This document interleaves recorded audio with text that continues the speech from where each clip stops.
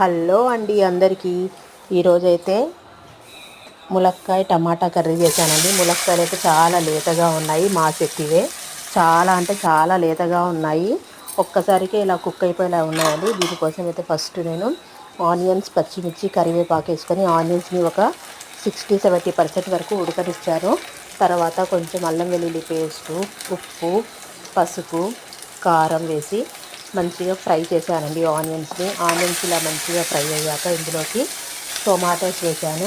టొమాటోలను కూడా మంచిగా మెత్తగా ఉడికిపోయే వరకు ఉడికినిచ్చానండి. ఎందుకంటే ములక్కాయలు చాలా సన్నగా ఉన్నాయి కాబట్టి ఇలా వేసిన వెంటనే అవి ఉడికిపోతాయి. అందుకని టొమాటోస్ బాగా ఉడికాక అప్పుడు ములక్కాయలు వేసాను. ములక్కాయలు వేసిన వెంటనే 5 మినిట్స్కి అవి ఉడికిపోయాయండి.